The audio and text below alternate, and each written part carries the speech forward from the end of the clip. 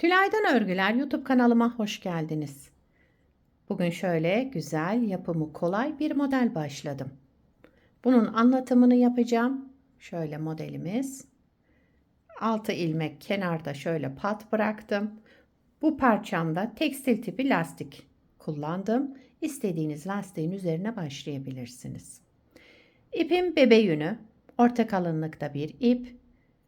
Kullanacağım şiş 3,5 numara. Dilerseniz hep birlikte başlayalım. İlmeklerimizi çıkartarak başlayalım.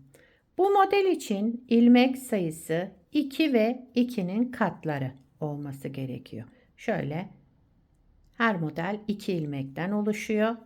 Yapacağımız örgüye göre bu şekilde ilmeklerimizi ayarlayıp devam edeceğiz. Yani çift sayıda olması gerekiyor ilmeklerimizin.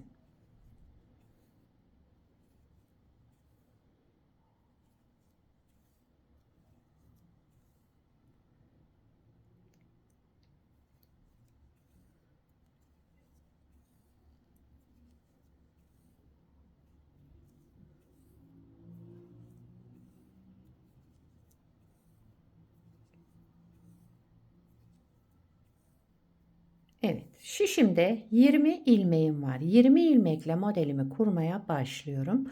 Modelden önce birkaç sıra lastik hazırlayacağım. Lastiğimi bir ters bir düz yapacağım. Siz istediğiniz lastiğin üzerine başlayabilirsiniz.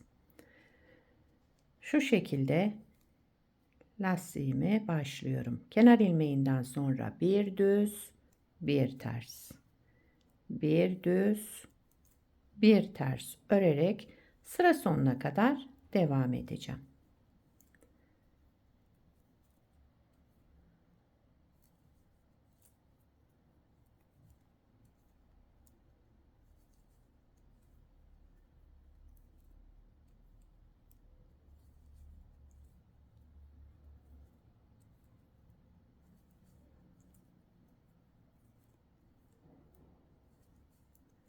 Evet, sıra sonuna geldim.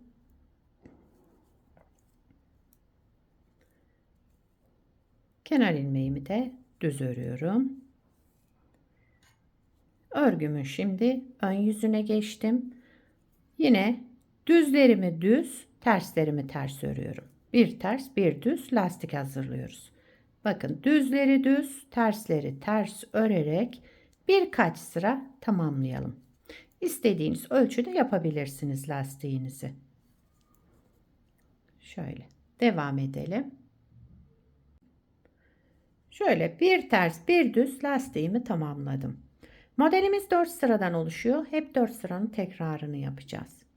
Birinci sıra ön yüzündeyim. Kenar ilmeğimi örmeden aldım. Daha sonra bütün ilmeklerimi düz örüyorum. Birinci sıra ön yüzünde ilmeklerimin tamamını düz örerek sıra sonuna kadar devam ediyorum.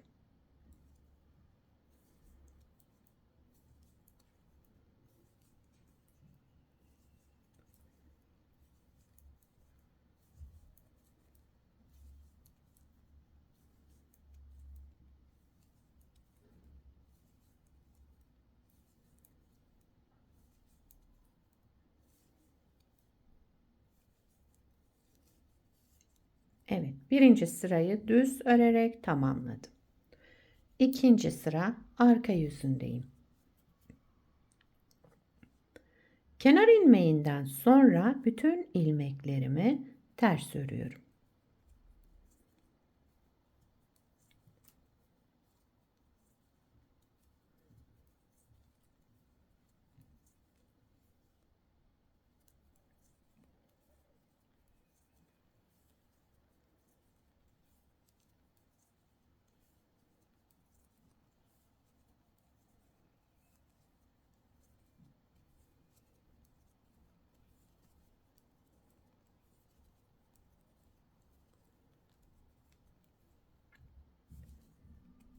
İkinci sırayı da ters örerek tamamladım. Üçüncü sıra ön yüzündeyim. Şimdi ajurlarımızı yapacağız. Kenar ilmeğimi örmeden aldım. Kenar ilmeğinden sonra bir artırma, daha sonra sıradaki 2 ilmeğimin ikisini bir alarak sola doğru kestim düz örerek. Bir artırma, sıradaki 2 ilmeğimin ikisini bir alarak sola doğru ördüm ve tek ilmeğe düşürdüm. Yani kestim. Önce artırma, daha sonra sola doğru 2 ilmeğimizin ikisini bir alarak düz örelim ve keselim.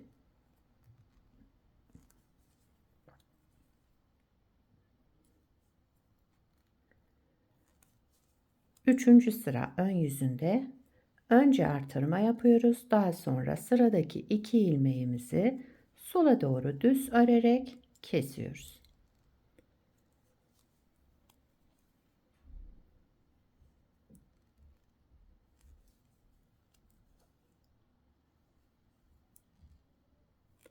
Son 2 ilmeğim kaldı. Bunun da ikisini bir aldım. Sola doğru kestim. Burada artırma yapmıyorum. Bakın çünkü burada artırma yaparak başladım. Kenar ilmeğinden sonra artırma, daha sonra 2 ilmeği kestim. Burada kesme işleminden sonra kenar ilmeğimi düz ördüm. Bu püf noktalarına dikkat edelim. Videoyu atlatarak izlemeyelim arkadaşlar. Baştan sona izlersek bu ayrıntıları kaçırmamış olursunuz. Dördüncü sıra arka yüzündeyim. Üçüncü sırada ne yaptıysam aynısını yapıyorum bakın. Kenar ilmeğimi örmeden aldım. Daha sonra bir artırma yaptım. Artırmadan sonra sıradaki 2 ilmeğimi, bu ikisini aldım. Düz örerek sola doğru kestim. Önce artırma, daha sonra sıradaki 2 ilmeğimi düz örerek kestim. Önce artırma, daha sonra sıradaki 2 ilmeğimizi düz örerek keselim sola doğru. Üçüncü sırada ne yaptıysam aynı şekilde devam ediyorum. Önce artırma yapmayı unutmayalım.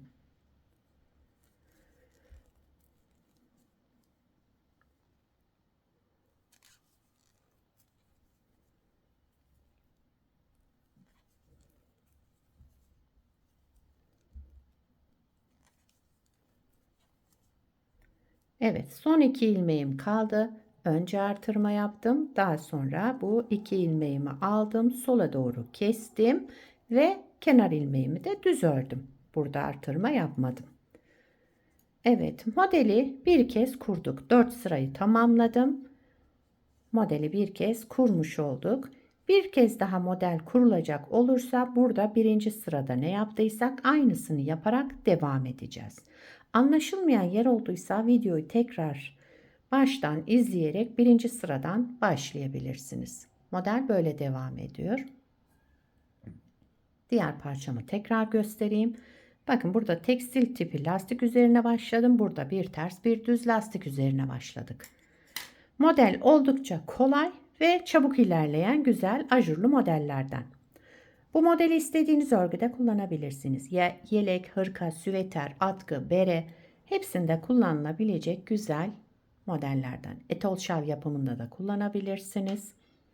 Şöyle bırakayım. Bu parçamın da yani herhangi bir yaş ölçüsü yok.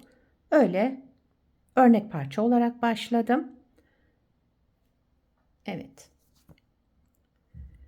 Beni buraya kadar izlediyseniz bir beğeni yapmayı, yorum yapmayı, beni desteklemeyi unutmayın. Şimdiden hepinize teşekkürler. Bir sonraki videoda görüşmek üzere. Hoşça kalın.